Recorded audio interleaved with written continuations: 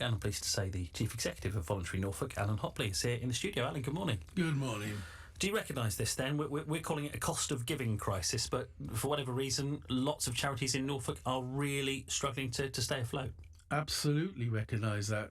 We know from their own findings, we're told, and also national findings, that some 20% of charities are really struggling financially and may well close in the next 12 months. 1 in 5 charities, particularly smaller charities, are really getting hit by, as you say, this cost of giving, but also there's difficulty of finding that income to keep going what they do so passionately and so well. And to see such organisations who I've worked with for a number of years, close is wrong. It's just not good at all. With cuts to funding to the local authorities, then those cuts get passed on to the voluntary sector. We are, if you like, at the bottom of the food chain when it comes to that funding. So when people themselves aren't able to give donations, but also when grants are stopped or cut or reduced or just not even increasing because of cost of living. So some of the grants people have, voluntary organisations have, including ourselves as Voluntary Norfolk, may have not had any increases in cost, in terms of cost of living for 5 years or more. That impacts. We all have costs. Now, I know those organisations you mentioned are closing. They've worked tirelessly for so long to try to keep their services going. Why? Because they're passionate about those people they support, as we are at Voluntary Norfolk. So we are going to work with everyone we can. We will be working with West Norfolk carers. And the message goes out that as a voluntary sector, we are struggling.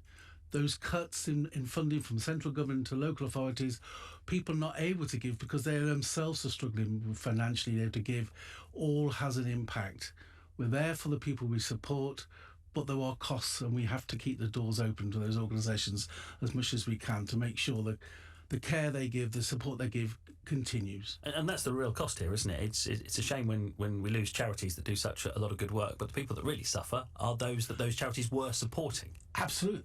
That's why those charities exist. That's why I do the job I do. We all do this because of the people we're there to support, the communities we support, those individuals who need that help.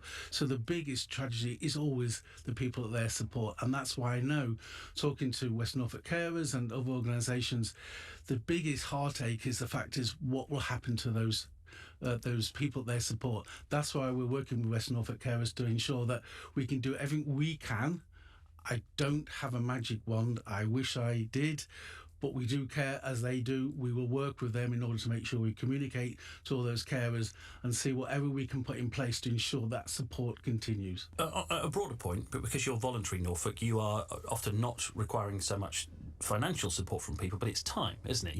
People, if they want to volunteer, then it's time that they need. Do you find that people have got less time because of the cost of living crisis, because they're probably having to work more to pay the bills? Yes. There's a simple answer to that, because it's harder to give when you yourself are struggling, your family is struggling.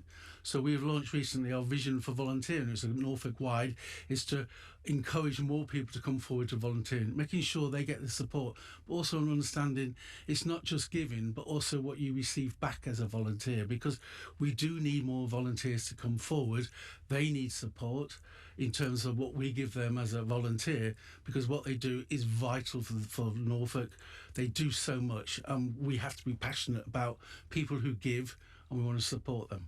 So if people want to find out more about that or get in touch with you, because I know as an organisation you've always got lots of different opportunities that are available, haven't you? Where do they find you? If you look at voluntarynorfolk.org.uk, our website, but not just our own opportunities of volunteering, but also across the voluntary sector. So we have well over 200 organisations regularly promoting their own volunteering opportunities. So please come to Voluntary Norfolk. We hope we may have a voluntary opportunity for yourself, but so many other voluntary organisations also need volunteers. We want more people to come forward to volunteering because they're the lifeblood, often of communities, making those communities resilient, because it's people help other people. And if they're volunteers, they don't need paying, so that helps a charity that's struggling for money, doesn't it? Well, it stands to reason. It does, but also there's still a cost attached to volunteering. They need insurance, you need that training. There's lots of things you have to put in place. Volunteering is not free, and it shouldn't be seen as just a free option. Sometimes it's the best solution, sometimes it's the best service, because it's a local provision, it is a local person caring about somebody else in their community. our job is to try and facilitate, make that happen in order to make sure our communities are better places to live. Alan, keep in touch with us. Nice to see you. Thanks very much for My coming pleasure. in. Alan Hopley there, who is the Chief Executive of Voluntary Norfolk, and somebody who's seeing firsthand the impact that this, what we're calling the cost of giving crisis, is having on local charities.